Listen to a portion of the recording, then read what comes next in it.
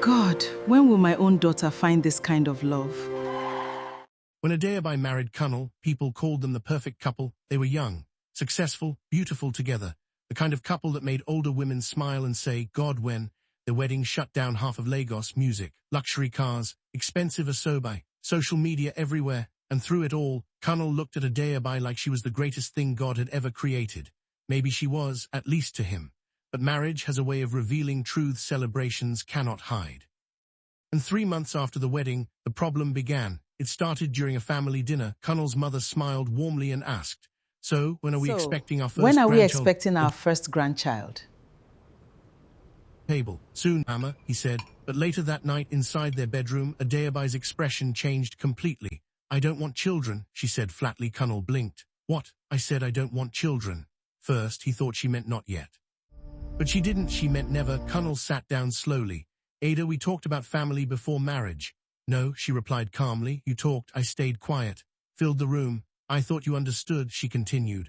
I don't want to ruin my body. I don't want pregnancy. I don't want stretch marks, complications, pain, all of it. Kunle stared at her, unsure if she was serious. I want freedom, she said. I want to travel, build my brand, live my life.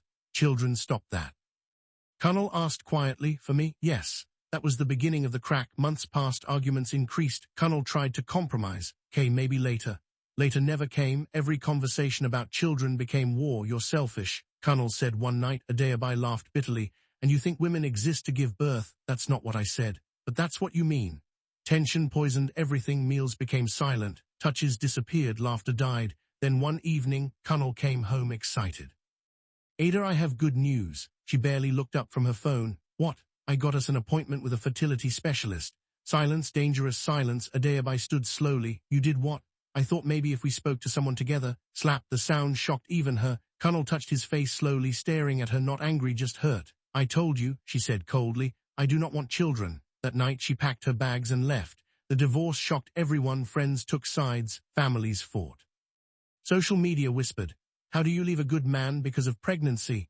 Maybe she's barren. She's too proud. She's modern. She's cursed. Ignored them all at first. Because freedom felt exciting, no husband, no pressure, no expectations. She traveled, partied, built her influencer brand, posted smiling pictures, luxury hotels, soft life, freedom. And online people envied her. But real life is different from pictures. At night her apartment was quiet, too quiet. No one asking if she had eaten, no one waiting for her, no one caring if she came home. And slowly, the freedom she fought for began feeling empty still. Pride kept her moving, until one rainy evening, Adaobi was driving back from an event when traffic forced her to stop near a small roadside restaurant. Annoyed, she parked, decided to wait. That was when she saw him, Kunle, sitting inside the small restaurant, laughing, smiling, happy. But he wasn't alone. Beside him sat a little girl. Maybe 5 years old, braiding his fingers playfully, laughing loudly. Adaobi froze. And then the girl called him something that pierced her chest. Daddy. Adaobi's heart stopped. Daddy. Her breathing became uneven. Had he moved on, already married, started a family? Something ugly rose inside her. Jealousy, regret, pain. She sat frozen inside her car, watching the man she once abandoned look happier than he ever looked with her. And then something happened she didn't expect. Kunle noticed her. Their eyes met. For a second, neither moved. Then Kunle smiled politely, not angrily, not bitterly, just peacefully. That hurt more. That night Adaobi couldn't sleep. The image haunted her. Kunle laughing, the little girl smiling, the warmth she once rejected. For the first time since the divorce she cried, not because she missed marriage, because she suddenly realized what she actually left behind. Love, real love, not Instagram love, not public love, not flashy love, the quiet kind, the everyday kind. The kind that waits for you to get home safely. And suddenly, her reasons began to sound smaller. Days later, curiosity defeated pride. She contacted one of Kunle's cousins secretly. The child, is she his daughter? No, that is his niece. After the divorce, Kunle changed. He stopped smiling for a long time. You broke him, Adaobi. After the divorce, Kunle changed. Stopped smiling for a long time. Her chest tightened. But that little girl helped him heal. Then the cousin added quietly, You broke him, Adaobi. That night Adaobi sat alone in darkness, thinking, really thinking, maybe for the first time in years. And suddenly she realized the truth. She hadn't been afraid of pregnancy. She had been afraid of sacrifice, afraid of change, afraid of losing control. But love, real love, always costs something.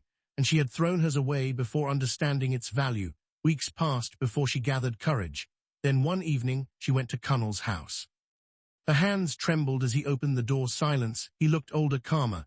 What do you want, Adaobi? No anger, that was the painful part, just distance. She swallowed hard. I made a mistake. Kunle looked away briefly, then back at her. Ada, no, she interrupted quickly, tears forming. Please let me speak. Then, for the first time in her life, Adaobi stopped defending herself. I was selfish, she whispered. I thought marriage was only about what I wanted. Rolled down her face.